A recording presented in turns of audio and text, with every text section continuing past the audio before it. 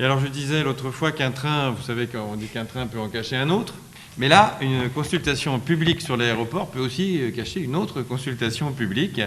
C'est le cas puisque pratiquement au même moment, mais avec des petites dates différentes quand même, il y a un petit changement de date, il y a un arrêté de restriction du trafic aérien, intéressant, et là aussi il y a une consultation publique qui est en cours. Oui, donc ces deux dossiers d'ailleurs ont été présentés en même temps dans cette fameuse commission consultative de l'environnement. Donc là, pareil, en matière de nuisance, heureusement que l'Europe est là, parce que c'est un règlement de l'Union européenne, ce n'est pas une directive, qui encadre la procédure pour introduire des restrictions d'exploitation.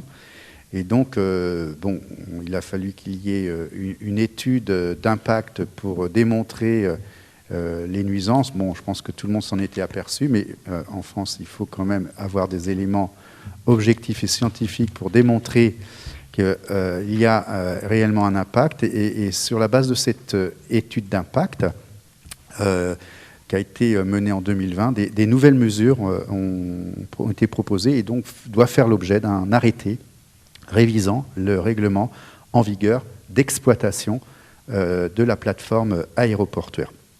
Or, cet arrêté, ce projet d'arrêté qui est soumis également, comme le disait Monsieur le maire, à la consultation, porte sur 3 points. D'abord, le renforcement de l'interdiction des vols des aéronefs dits les plus bruyants.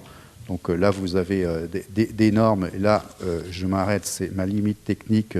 Donc, on précise quel aéronef peut ou pas effectivement venir sur Nantes Atlantique en fonction des normes. Le point le plus important de cet arrêté, c'est surtout la mise en œuvre d'un couvre-feu en programmation qui consiste à interdire les vols de nuit programmés entre minuit et 6 heures. Donc c'est bien des vols de nuit programmés. Hein. Le texte aussi procède à un toilettage de certaines dispositions. Donc ce projet a été également, donc, comme je vous disais, présenté à cette commission consultative de l'environnement qui s'est prononcée favorablement en estimant qu'il y a eu une avancée, malgré que l'amplitude n'est pas suffisante. Les membres de la commission ont estimé qu'il aurait été plus judicieux de pousser jusqu'à la tranche horaire de 7 heures du matin, mais c'est une avancée, on prend. Hein. Donc, conformément au règlement, donc, le projet est présenté en consultation d'une durée de 3 mois. Et à l'issue des résultats de cette consultation, vous aurez une publication d'un bilan. Le projet d'arrêté sera éventuellement adopté en tenant compte donc, de cette consultation. Et ensuite, on sera transmis à l'avis à l'ACNUSA. Alors, excusez-moi de cet acronyme, je ne sais plus ce qu'il y a derrière, mais c'est une autorité. C'est l'autorité de contrôle des nuisances aéroportuaires. Merci, monsieur le maire. Et donc, au même titre que les membres de la CCE, nous proposons que la commune se prononce favorablement à ce projet portant restriction d'exploitation pour l'aérodrome.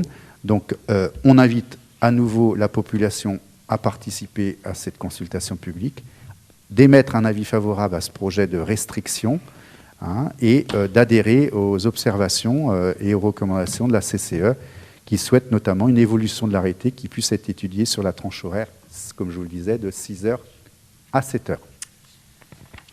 Très bien. Là, l'enquête, la consultation, c'est subtil entre enquête et consultation. Là, c'est une consultation publique. Effectivement, elle dure un petit peu plus. Celle-là, elle va jusqu'au 29 juillet.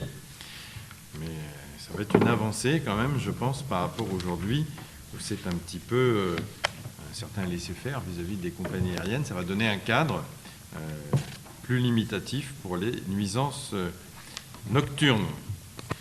Y a-t-il des interventions, des explications?